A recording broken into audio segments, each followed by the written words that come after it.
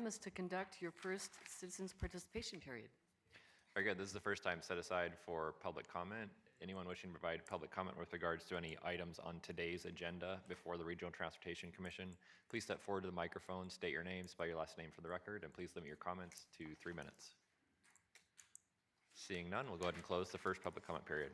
Thanks, Chairman. The next item is to approve the agenda. We'd like to pull consent item number 23. And with that, the agenda is in order and ready for your approval. Very good. I'll entertain a motion. Move to approve as amended. There's a motion to approve the agenda as amended. All those in favor? Aye. Aye. Any opposed? Motion carries. Thank you, Chairman. The next item is to receive the CA report. And again, this is always the best part of this meeting because we get to recognize some really amazing individuals. And today, we are going to start by acknowledging Intercon Security Dispatcher Brianda Chalmers. And to present this item, we have a video from Tom Atterbury, who's our Senior Director of Safety and Security.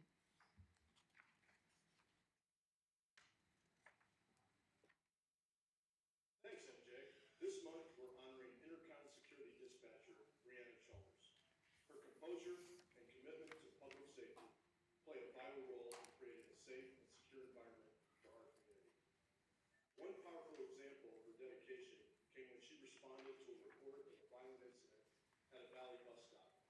Brianda successfully coordinated with Intercon Security, Emergency Medical Services, and the Las Vegas Metropolitan Police Department to direct first responders to the scene.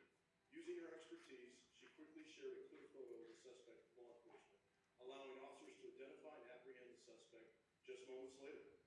Her ability to remain calm under pressure, take decisive action, and prioritize safety embodies the very best of what it means to serve. Let's surprise Brianda with the Crystal Bus Award. Brianda Chalmers, today is your lucky day. I've got a nice surprise for you. Congratulations. I want to present you with the RTC Crystal Bus Award. It's my honor and my pleasure to present this to you on behalf of the RTC Board of Commissioners and our CEO, MJ Maynard, and the entire executive staff. Your leadership, your dedication, your commitment to duty, and your ability just to remain cool, calm, under pressure was outstanding on this incident the other night, providing law enforcement the information and the description of the suspect that they needed to make an arrest. And I know we talked a long time ago, but your experience in the BOC and with Intercon is invaluable. Congratulations. Yeah, good job. Great job.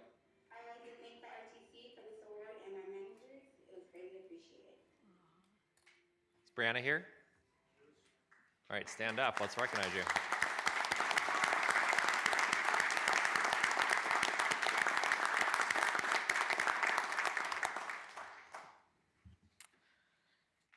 Okay, next we have, we'd like to share a special recognition for paratransit operator, Kevin Duran. And we're going to have Tom Marcucci, who's our Deputy CEO, is going to present this award to him.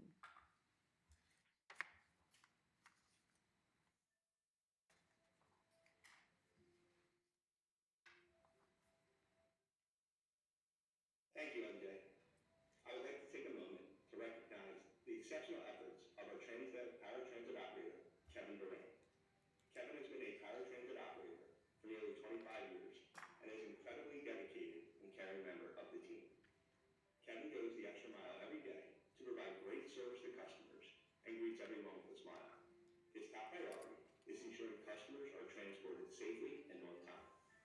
Recently, Kevin went above and beyond to help a customer in distress. Kevin was transporting a customer home who had run out of oxygen earlier in the day. Thankfully, the customer was able to get another canister from the business she was visiting, but boarded the vehicle feeling dizzy. Kevin was able to transport the customer home, but upon arrival, she lost consciousness momentarily, dropping her purse onto the speed controls of her mobility device, which then caused the chair to lunge forward. Kevin quickly sprang into action, preventing the customer from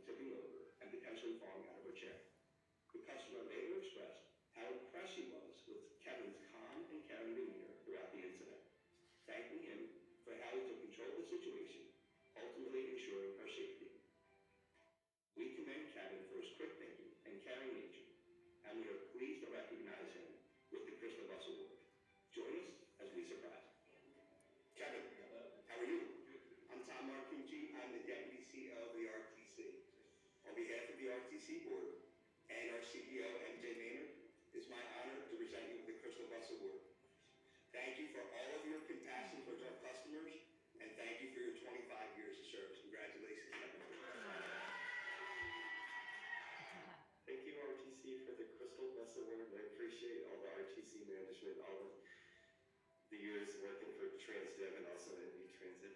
I appreciate working with the community and helping people get around. Thank you. Is Kevin here with us? Let's have you stand up. There he is over there. So if we could have Brianna and Kevin both come down and take a picture with our commissioners.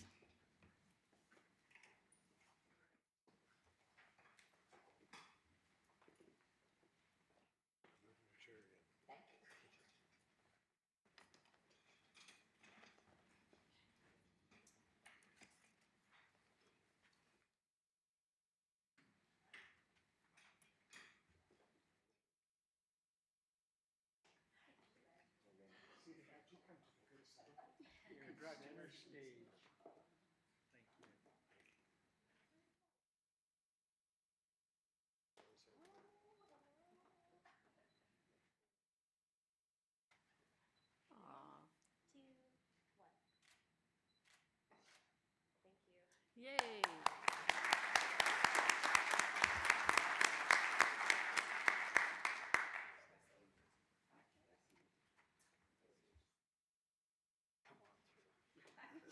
Kevin and Brianna, thank you so much. Exceptional.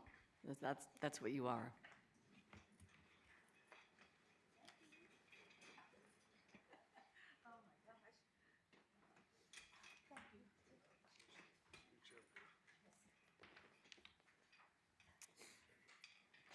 Okay, and as we do every month, this is an update on our year-over-year ridership, and this is January 24 versus January 2025.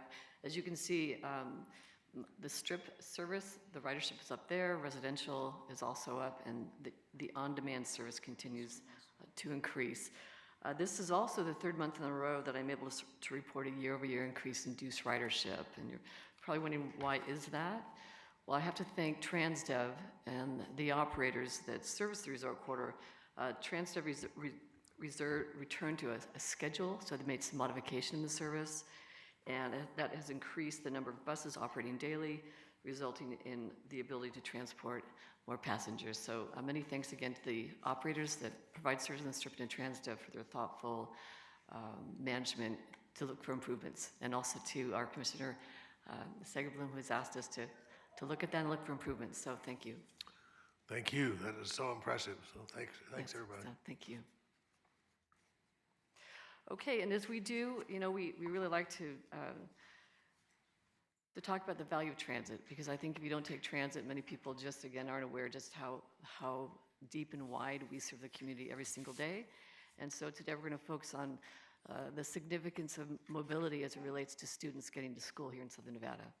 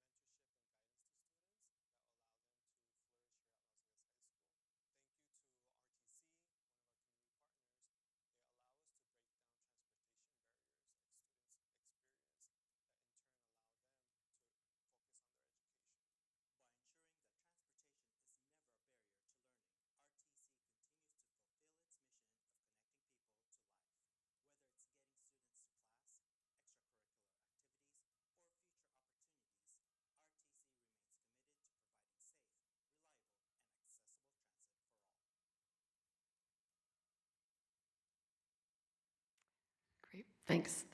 Again, I think for many people that don't take it, you forget just how important access is. So I want to thank Angela and her team for putting together just a really great video. Okay, so we are now going to move on to the other hat that we wear, and that's the traffic manager for the region. And our next item is a presentation from Senior Director of FAST, Teresa Geiser, on the state of the traffic system.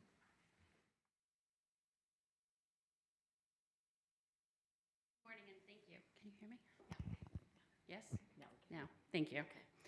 Good morning and thank you, members of the committee. Teresa Geiser, Senior Director of the RTC's FAST Department. For the record, today I will be presenting on the current state of the Southern Nevada traffic system. FAST operates and maintains the Southern Nevada traffic system on behalf of the state and local agencies who are the owners of this equipment. This system enables the FAST team to locate and notify the public about traffic incidents, optimize traffic flow for special events, and manage traffic signal operations from the Traffic Management Center. This system continues to expand as our valley grows. In 2024, the number of traffic signals increased by 26 to 1,697 traffic signals. Traffic cameras increased by 39 to 1,168 traffic cameras. A total of 74 ramp meters. That number remains unchanged in 2024. Fiber optic network grew by 297 miles to a total of 1,923 miles in 2024. Dynamic message signs and our active traffic management gantries was reduced by 1 to 168, which will be revised when the I-15 Tropicana project reaches completion this year. In total, 8 wrong-way driver detection warning systems were installed on freeway off-ramps this year. At this time, I'd like to walk you through some of the highlights of this year, discuss activities that we've made to improve signal timing in Southern Nevada, explain projects underway to modernize our system's infrastructure, and lastly, efforts focused on traffic safety. Here are the few highlights for the year of 2024. As part of FAST roles and responsibilities, we also work closely to coordinate special events in partnership with state and local jurisdictions, major resorts, event venues, traffic control companies, law enforcement, emergency services, and other authorities. In 2024, fast-tracked 1,757 major events. We distinguish that by events that are over at least 10,000 attendees, which equates to approximately 5 events a day. We've actively managed 225 events. All right, let's go back one. And we program signal timing for a total of 31 venues. On February 11th of 2024, hard to believe that it was a year ago, Las Vegas hosted the first Super Bowl here to our region. In November of 2024, Southern Nevada hosted our second Formula One Las Vegas Grand Prix on our public roadways, including our beautiful Las Vegas Boulevard. Other highlighted events include the inaugural Las Vegas Marathon, the NHL Draft, which was held at the Sphere. More than 140,000 people packed the Las Vegas Convention Center each day for the Consumer Electronics Show. Additionally, the region hosted numerous political events and rallies in Henderson at Lee's Family Forum, at UNLV's Thomas and Mack Center, and North Las Vegas's Craig Ranch Park. FAST is committed to keeping travelers informed through proactive public communication. FAST, along with our partner agencies and the media, provides updates on daily commutes, special events, road construction, and holiday traffic. In 2024, FAST handled approximately 850 calls per month, or roughly 10,000 calls annually, from the public, media, and local agencies. We sent over 23,000 traffic alerts via text message and emails, and posted 3,256 unique traffic and safety messages on our local freeways. In partnership with Clark County and the City of Las Vegas, FAST led the One Network pilot project to trial new technology to modernize our work zone tracking and deliver real-time updates to navigation apps. This platform was used during the F1 track construction, with this example highlighting lane closures on Koval near Flamingo.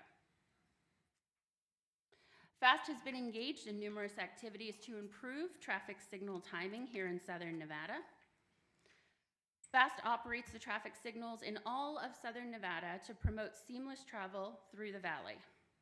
Even with the best signal timing plans, they can be foiled by signal equipment issues if they're not properly detecting vehicles. Aging equipment, traffic crashes, harsh weather conditions, these are just a few of the factors that impact traffic signal detection equipment. These are all of the traffic signals in Southern Nevada. The red dots, if you can barely see them, represent the traffic signals that had detection issues when we began this project back in 2023. Local agencies, in partner with the RTC, work to begin repair on the traffic signal detection. Here we go. Light green dots reflect the 10 traffic signal detection equipment that we improved in 2023. These dark green ones reflect 73 traffic signals that had improved detection in 2024. And the blue dots indicate 40 of the 67 that are scheduled to be completed in 2025. This is just what is currently being done under this contract. The local agencies are also doing them on their agency time as well.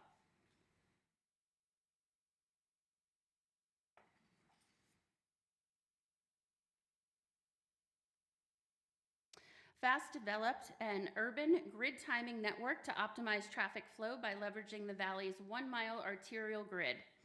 Using this technique, FAST deployed traffic signal timing plans for weekday AM, midday, and PM peak periods. In 2023, 363 signals, which are shown in green, were retimed. In 2024, 284 traffic signals shown in blue were retimed for a total of 647 signals. Looking ahead, FAST will shift our focus to areas of new growth and where construction has recently been completed. FAST received the 2024 Institute of Transportation Engineers Council Impact Award for systematic grid signal timing methods in July.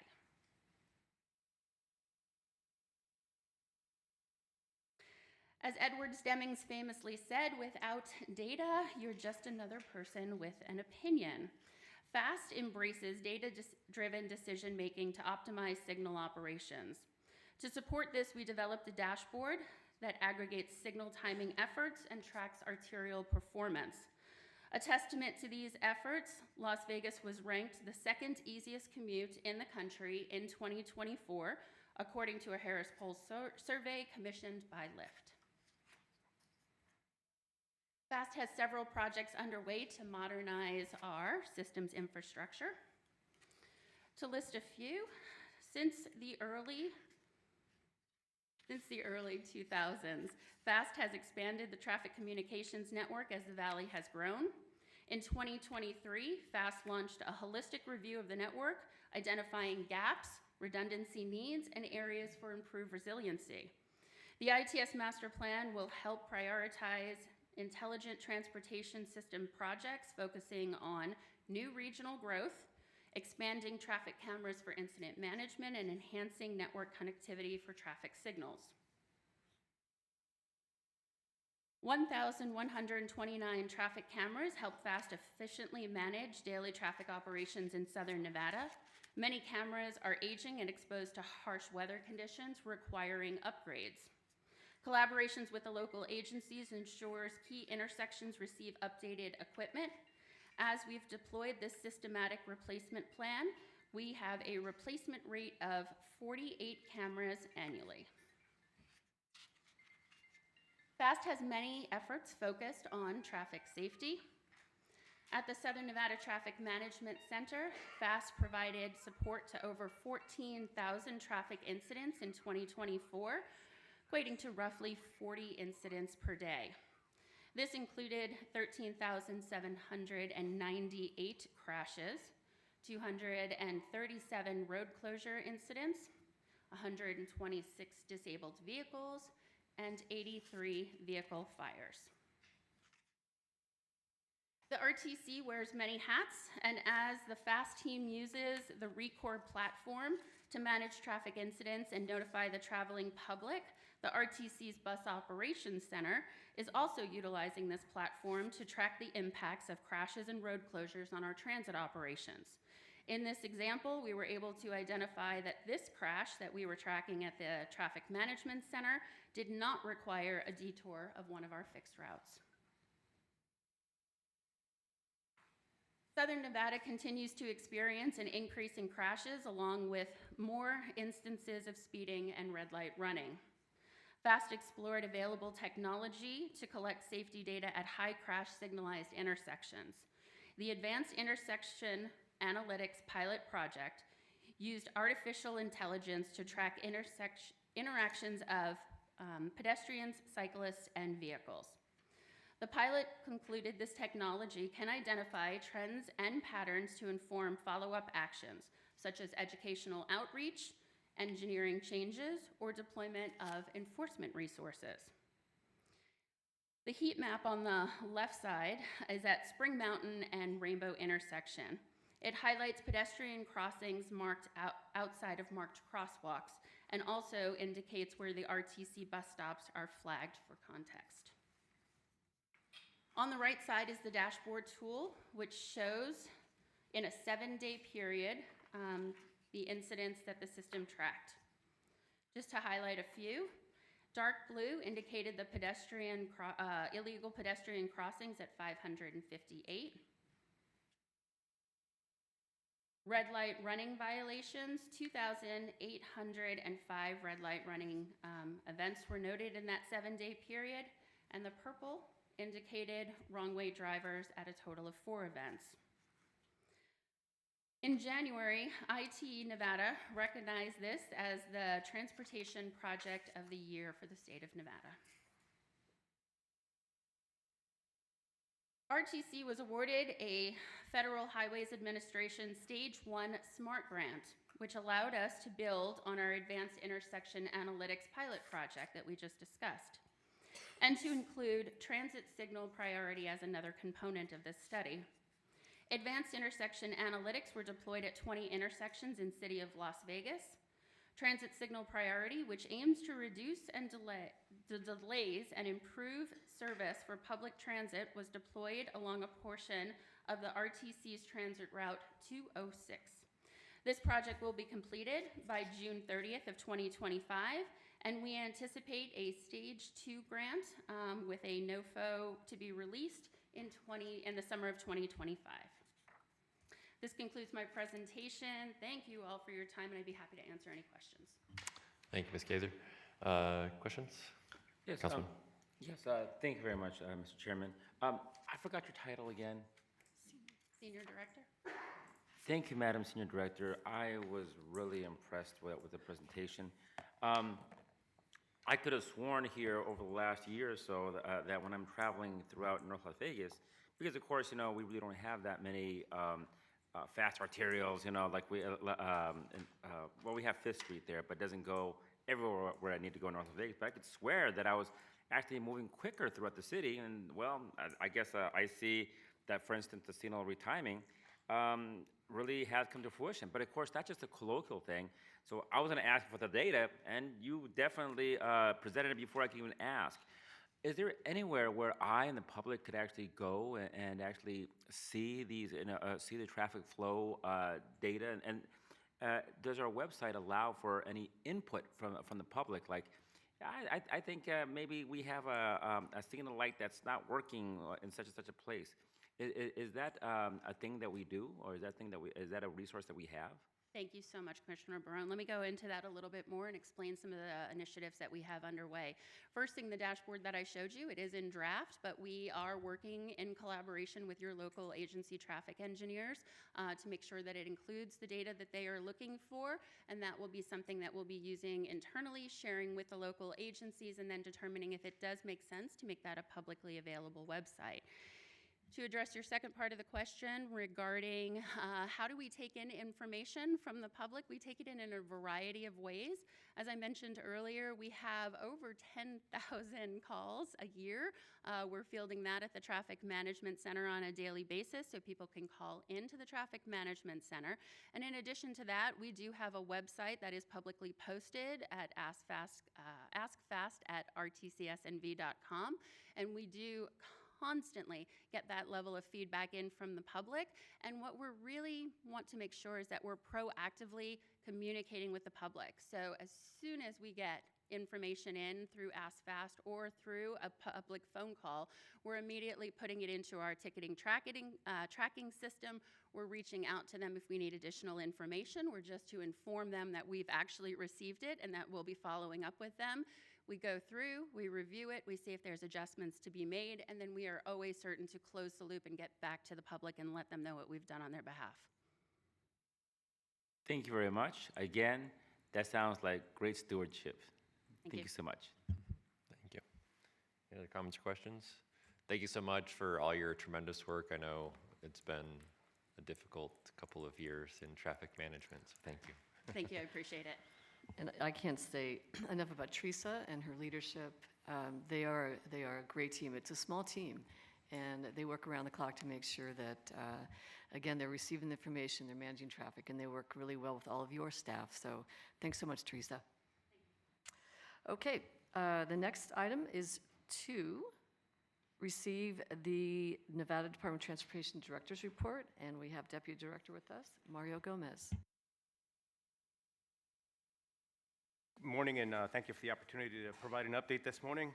Today's update is relatively brief, and so with that, I will start. Each March, we host the Nevada Moves Month through our Safe Routes to School program. This annual event promotes safe walking and biking to school, as well as other physical activity.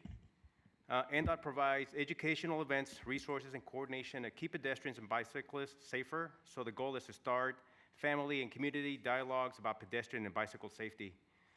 Activities are planned for Clark, Washoe County, Carson City, Lyon County, Douglas, and Story counties, and other school districts across the state, and they've been encouraged to participate. For those families whose children are not taking part in organized school events, we encourage them to plan a safe walking or bicycling activity as a family during Nevada Moves Week and throughout the year. Wanted to provide a brief update on our I-15 and Tropicana project. Pictures show the progress that we've made on the interchange on I-15 for the on and off ramps. To the left are photos that were taken back in September of last year, 2024. And on the right are photos that we just took recently this past month, February. And so we are nearing the end of a week-long closure of Tropicana Avenue from Polaris to the New York Casino. And so tomorrow, the interchange will reopen as a standard interchange. So crews have been removing the temporary divergent diamond interchange, better known as our DDI. And later this spring, commuters will enjoy 4 lanes in each direction on Tropicana Avenue over I-15. For the moment, this section of road will remain 2 lanes in each direction as we continue construction on the median itself. And then tomorrow, March 14th as well, the southbound I-15 flyover ramp to eastbound Tropicana will also reopen with 1 lane capacity.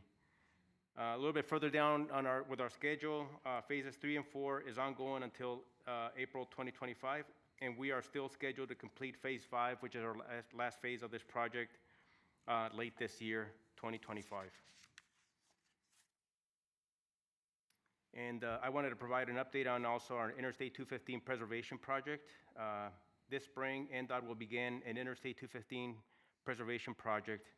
The project has been awarded to Las Vegas Paving. Project area is for Clark County, or I-15, 215, I'm sorry, from Las Vegas Boulevard to Windmill Lane. This will include mill and fill over the existing pavement, which is essentially redoing the surface, the structure itself. Structural repairs on our bridge structures. It's just part of our preservation or rehab projects. ADA upgrades, which is American with Disabilities Act upgrades, with wheelchair ramps, sidewalks, things of that sort. And technological upgrades to our signals, lighting, and our intelligent traffic systems, ITS. Primary traffic impacts will include lane closures, lane shifts, ramp closures, and shoulder closures. We will primarily use nighttime closures to minimize disruption out there. This contract is 120 working days, which we anticipate completing by the end of this year, 2025. And so with that, that concludes my presentation. Thank you for your time. Very good. Comments or questions? No? All right. Congratulations on Tropicana. Very excited that it's gonna almost there. Me too. I bet. Very good. Madam CEO. So I was just informed that initially when I asked you to approve the agenda, we pulled consent item number 23 off the agenda. The Federal Transit Administration just reached out to us, and they are fine with proceeding with the project. So I'm not sure what the legal, how do I get this back on? Well, we're gonna do a redo and make a motion to ratify and have to go through the process again with this time the item being returned to the full agenda. So we'll have to state it and make the motion. So redo the entire, Yes. or just the item 23? Let's make sure that the record will reflect that the item that was pulled is then replaced and that the entire agenda that has been heard today was approved by the entire board. Very good. Then I will entertain a motion according to what Mr. Gilbert said. I think what I heard is I'd like to make a motion to reconsider the adoption of the agenda with the addition of item number 23. Thereby making it one full agenda that this board has heard today. Yes. To restore the agenda to its original unaltered condition. I'll stipulate to that, Mr. Barone. Thank you very much, Council. That was a wonderful motion. All those in favor? Aye. Any opposed? The motion carries. Great, thanks so much. The next item is to approve your consent agenda, which consists of items 5 through 30 and can be taken in one motion. All right, I'll entertain a motion to approve the consent agenda. Move to approve. There's a motion to approve the consent agenda. All those in favor? Aye. Aye. Any opposed? Motion carries. Thank you. Agenda item number 31 is to receive information from our legal counsel. As there are no items to discuss, you can move on to your last agenda item, which is to conduct your final citizens' participation period. Very good. This is the second time set aside for public comment. Anyone wishing to provide public comment with regards to any matters before the Regional Transportation Commission, please step forward to the microphone, state your name, and spell your last name for the record. And I'm going to take Shelley Jones first.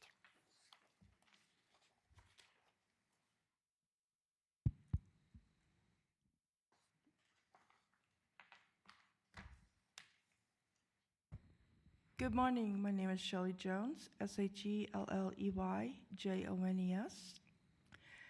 And I want to commend all the programs that RTC has. I like them all. Ride on Demand, Silver Ride, UServe, and Paratransit. However, the only negative I have to say happened on the 9th of this month. I was at Walmart, and Ride on Demand driver was supposed to come and get me, and I had a store employee wait with me, and she has vision, and I do not. And she asked me if RTC was coming to get me, and I said, yeah, it's RTC on Demand.